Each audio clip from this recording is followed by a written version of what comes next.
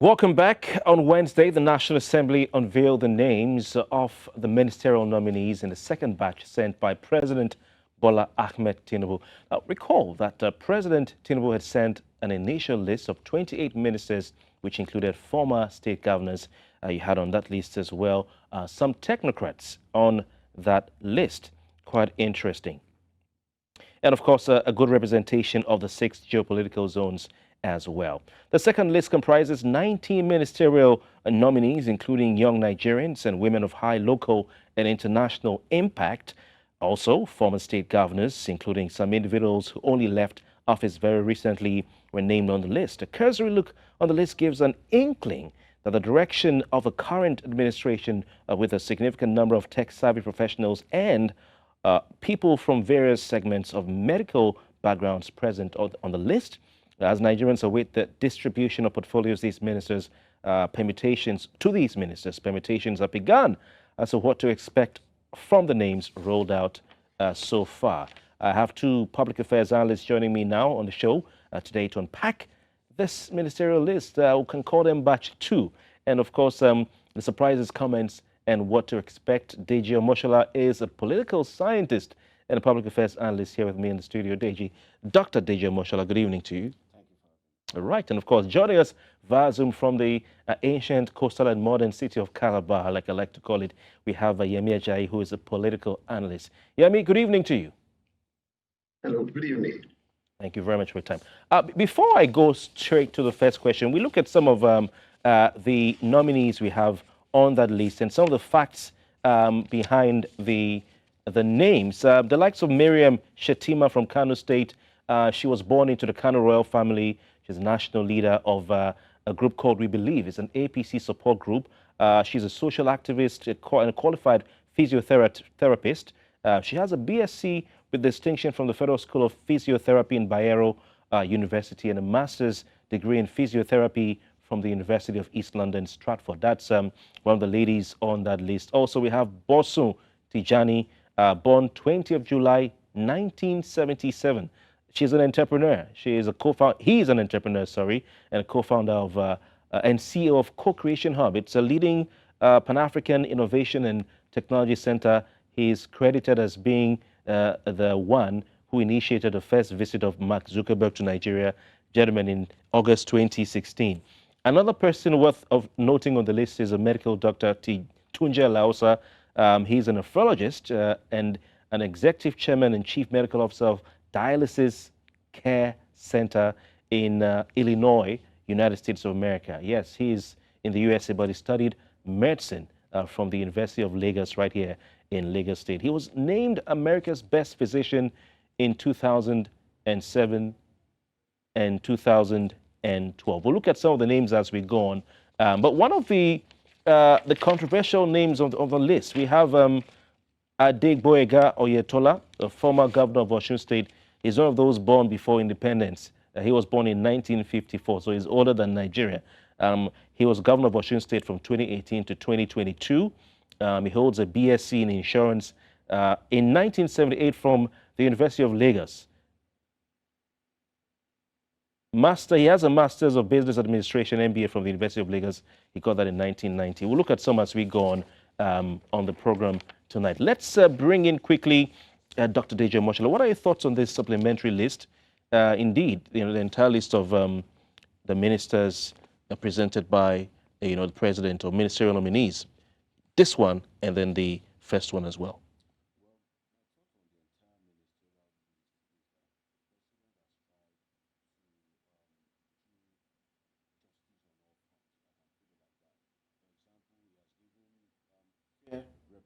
All right. Dr. Deji Omoshola, we'll come to you in a jiffy. Seems there's a problem with your audio. So let's go to Yemi Ajayi. Yemi Ajayi, your thoughts on this supplementary list and indeed the entire list submitted by the president to the Senate for screening. Okay, Kofi, thank you very much.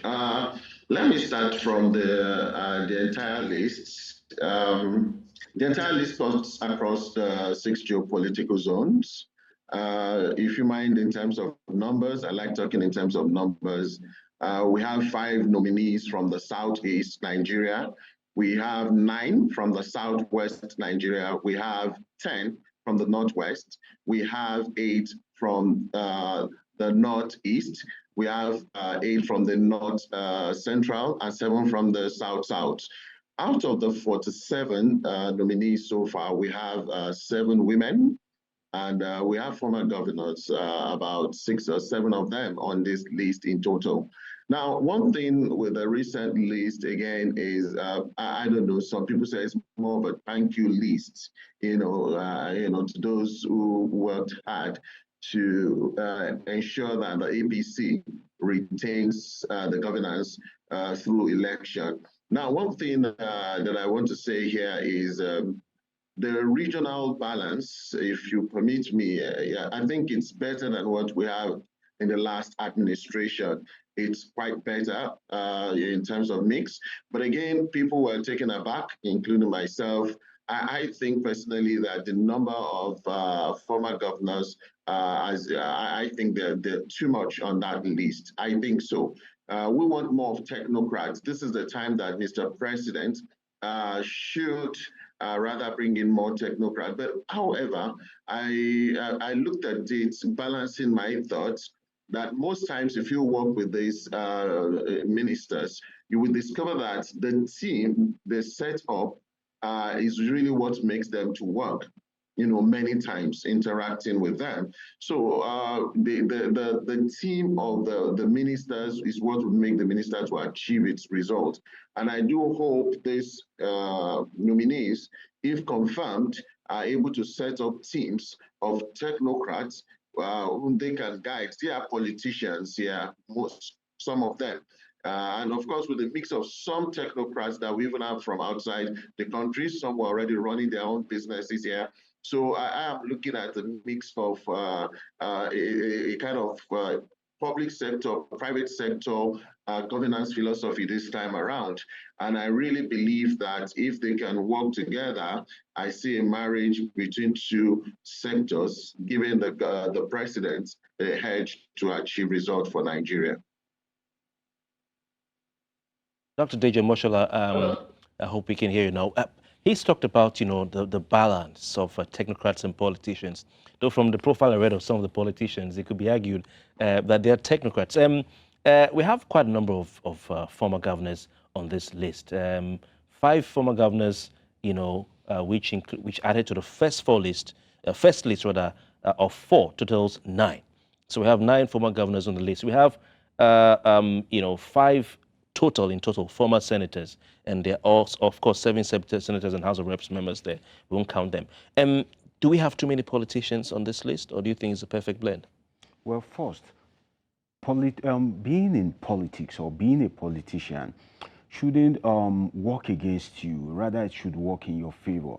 But why people are saying we don't want some of these politicians is because of their performance in their respective state. If you look at the states across board, these guys have been the #1, citizen of the state, calling the shot. But at the end of the day, if you look at the development index in some of these states, it's nothing to write home about. So there's this public perception that if you are a politician, that you can bring in what it takes for the government to succeed, because you on your own has not succeed in your state. So rather than for politics or holding past political positions to work in the favor of the politicians, it is now working against them. But then the president has decided to go ahead and appoint those that he wished to appoint. For example, if you look at the list of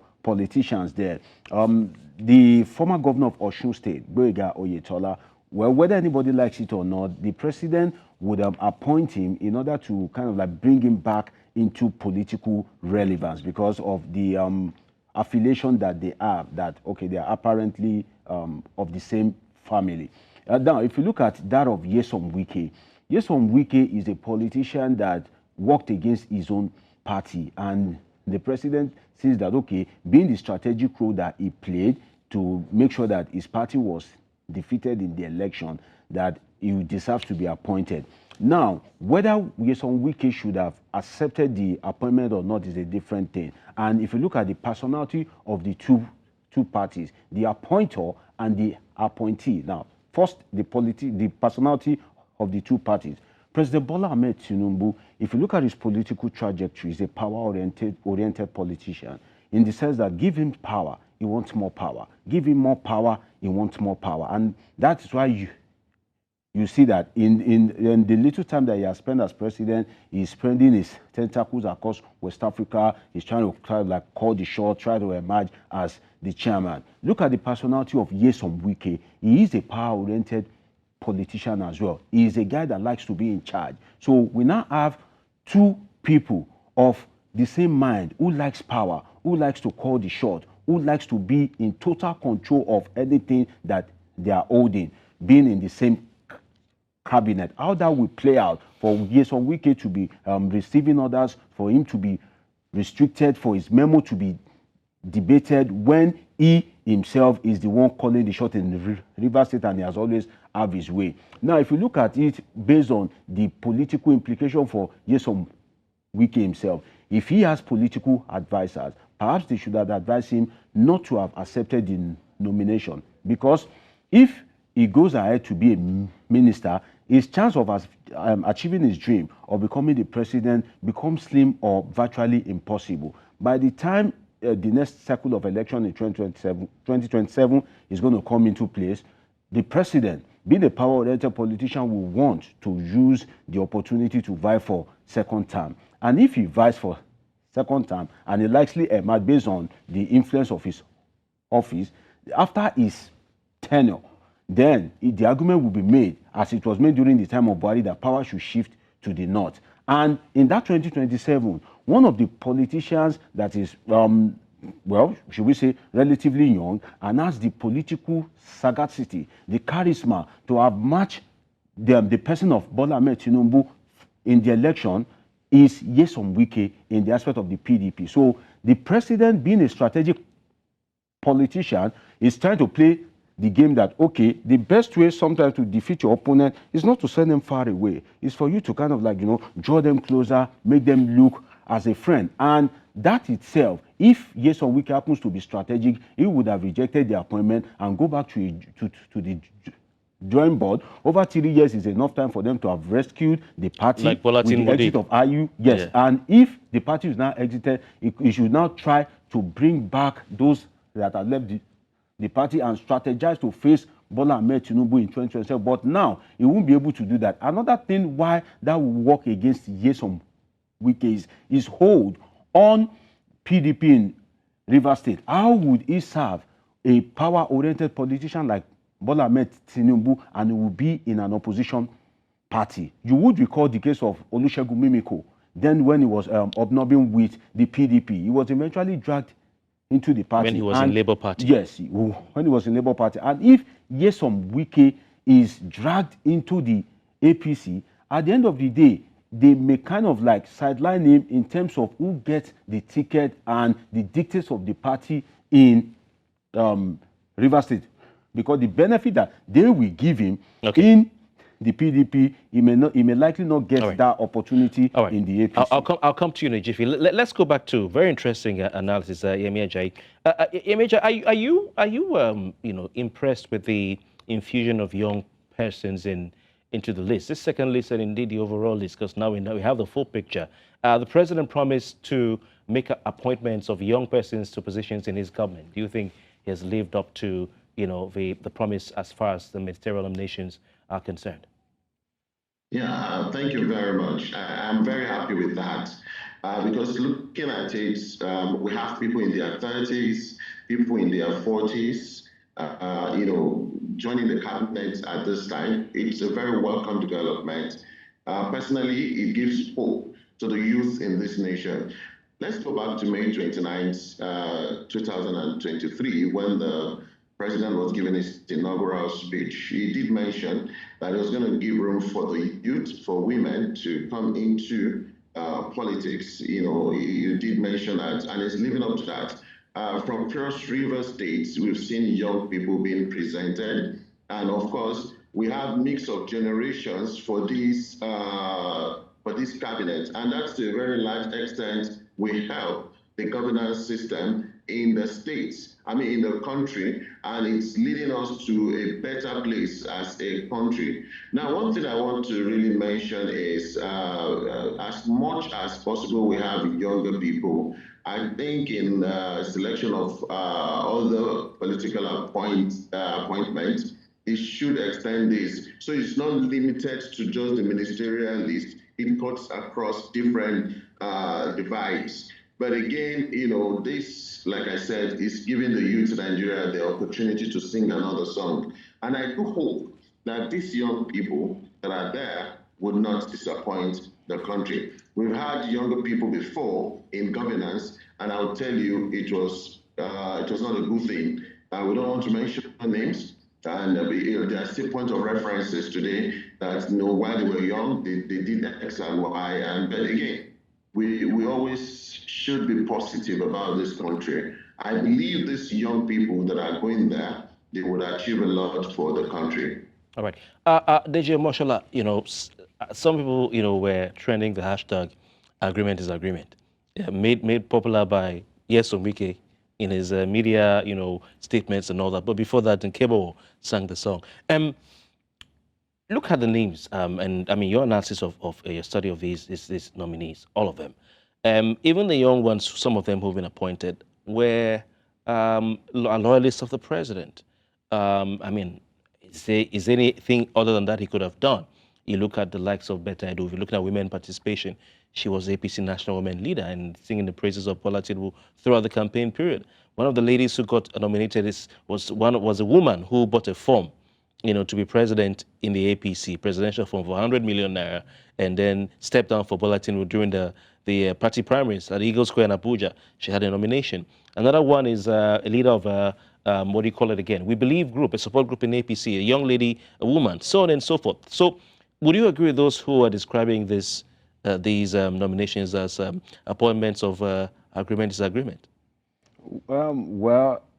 Agreement is agreement because for the president to have appointed Nasir El-Rufai, for example, despite that he made a statement that is deemed extreme, for the president to have gone ahead to have appointed such person with an extreme religious and sectional mindset into a national position, then that points to the fact that agreement is agreement. And is this a welcome development for you as a political scientist? Well, it is not a welcome development because if you are to be appointed into a national position, then you should be national in thinking, in orientation, in conduct, and every facet of your life. So for the appointment of Nasir El-Rufai in a Senate climb would have generated protest. And I salute the courage of the APC senator, I think from Kogi State, that told the National Assembly, the Senate as the case is, that there is a petition against. Okay, I'll come back to you. Yemi Ajayi, some would argue that, you cannot have a cabinet of technocrats or newbies alone.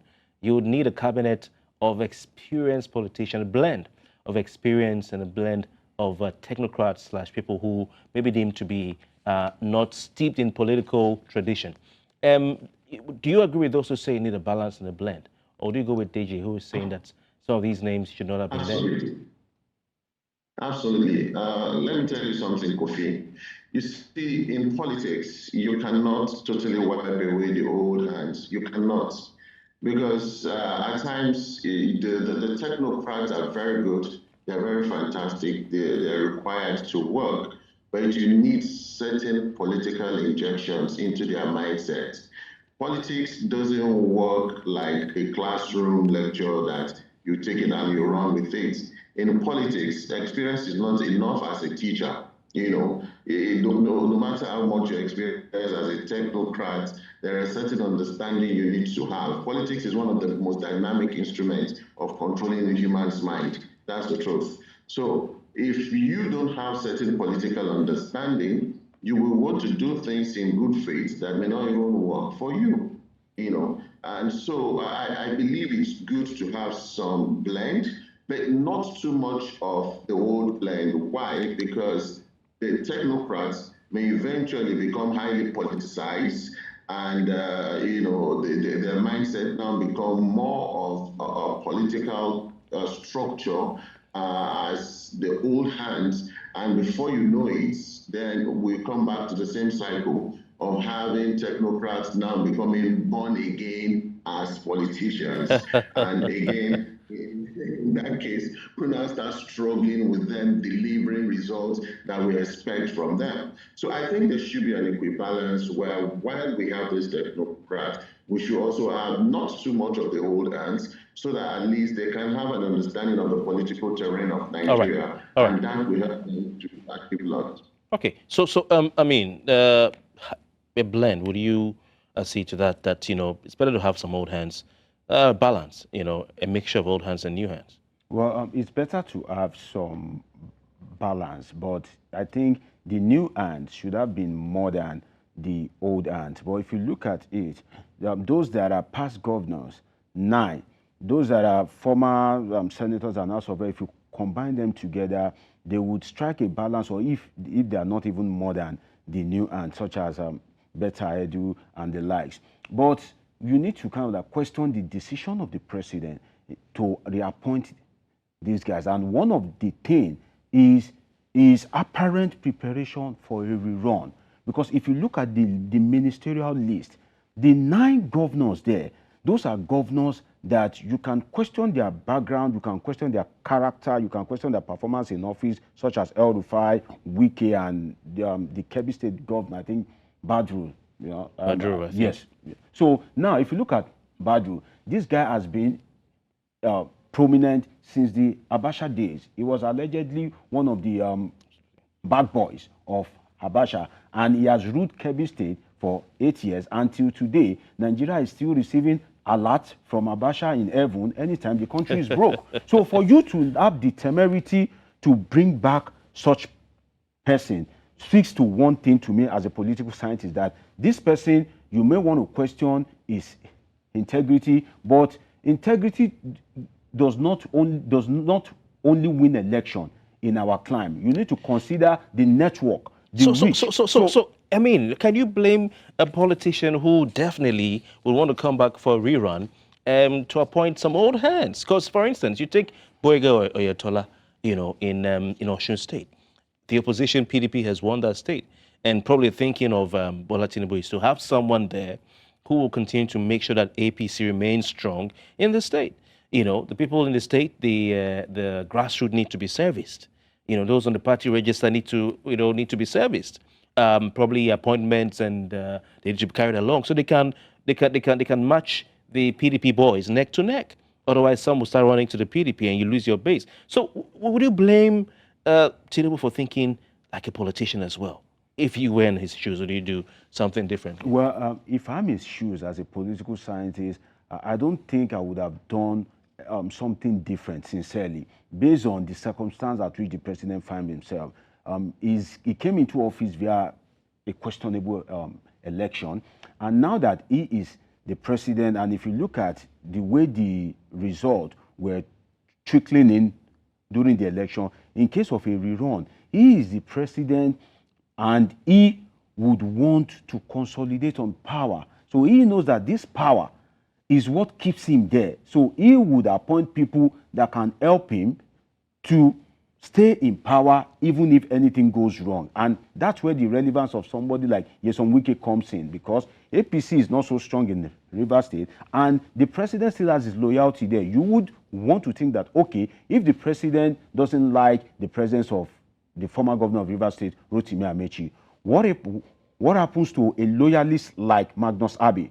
If the president can appoint Adelabu, who moved to another party, to contest for the governorship election in Oyo State, then you need to question the president that, what about Magnus Abe that usually sings your praise both on air and off air? But the president thinks that in terms of political stature, Nyesom Wike is of political stature than Magnus Abe. So the president is thinking politics, because if you look at his political trajectory in Lagos State, like I said earlier, he's a power-oriented politician. He knows the relevance of power. He doesn't joke with power. He has been in charge and is still in charge in Lagos State since 1999. No politician, not even the former president of Nigeria, Olusegun Obasanjo, has had that opportunity. Okay. All right.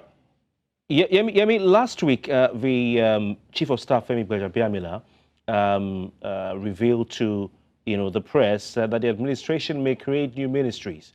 That's what he said in an interview, in addition to the existing ones. Now, the proposed federal cabinet to be formed by President Tinubu will have, as we now know, 47 ministers as against 42, which has been, the tradition since 1999. Are you concerned about the size of Tinubu's cabinet as it affects the cost of governance? Bearing in mind, the fact that Nigeria's federal government spent taxpayer money in 2011 to set up the presidential, what is known as the Presidential Committee on Restructuring and Rationalization of Federal Government Parastatals, or otherwise known as the Oronsaye Committee, which submitted an 800-page report on April 16, 2012, recommending the pruning, scrapping, and merging of some ministries, departments, and agencies of government. Are you concerned that this might not be achieved with the size of Tinubu's government? Okay, let's look at the cost of governance in Nigeria. It's one of the very serious challenges we're having as a nation. One thing we should put at the back of our mind, that everyone has their own leadership philosophy, the leadership dimension, and whatever they want to achieve.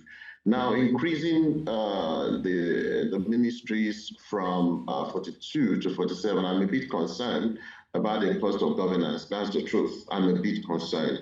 But we've seen over and over again since 1999, when we're having, I'll call it the modern politics in Nigeria, there's always been creation of one MDA or the other when somebody comes in. And those are just to, at times, put some structures they believe can work. And in some cases, some of these structures that they are putting in place may just be to settle some people. But I do not see the current president doing that. One of the ministries that I'm thinking is Ministry of Energy, for example. We need such in Nigeria. But again, you can have more ministries and still try and control costs. If you look at Oronsaye's reports, there are ministries that I think, in my own analysis, they have similar or close responsibilities that can be brought under one umbrella to work together. So that we don't have so many appendages. If you have too many legs, it's difficult for you to run. That's the truth. But again, you can have so many legs and still be able to fly. Okay. It depends on the way the legs are structured. All right, Yemi, thank you. Dr. Deji Moshola, some nominees from the first list submitted by the president were given an easy pass. Yeah, we even saw some yesterday at their screening in the Senate. For instance, like you mentioned, former Kaduna State Governor El Rufai was not allowed by the Senate President Akpabio to answer questions bordering on security during his tenure as governor of Kaduna State.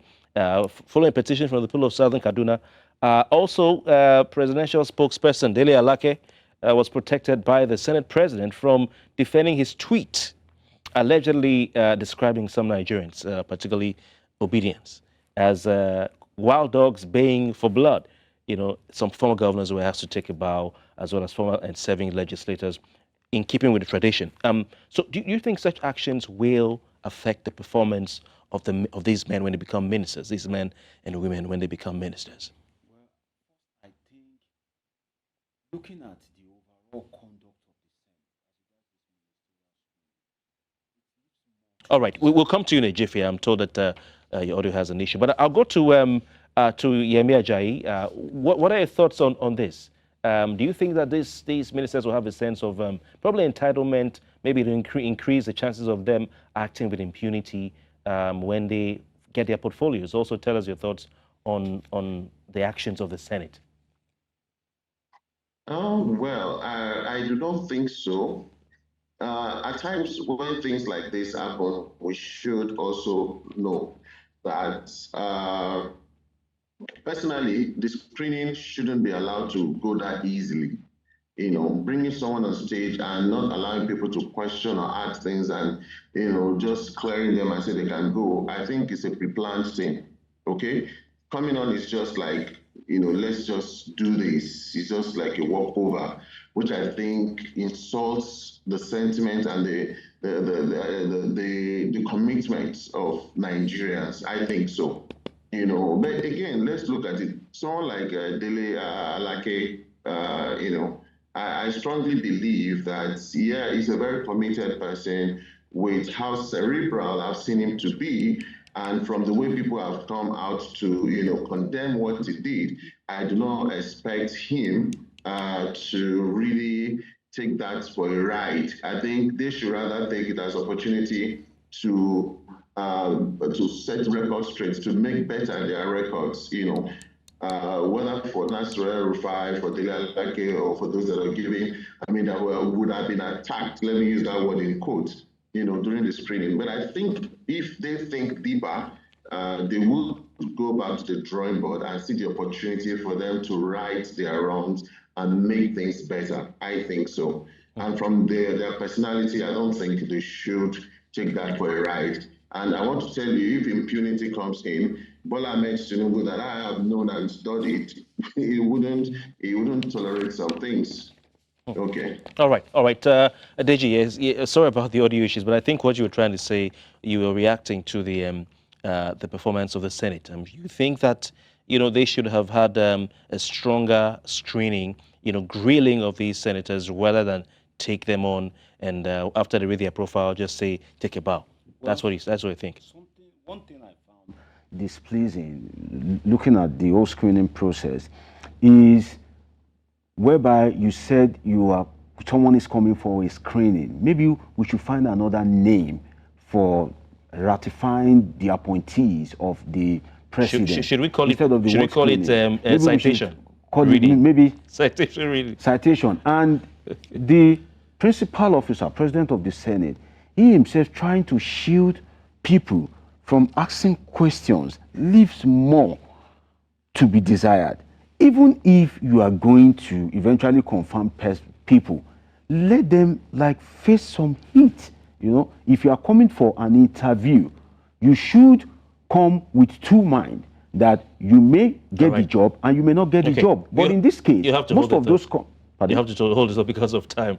All right, very interesting. I wish you had more time to discuss this, but Chairman, I want to thank you, for your time tonight on the program on Politics HQ. But before we go, it's time for us to give you something to chew on, like we do every single evening on Politics HQ.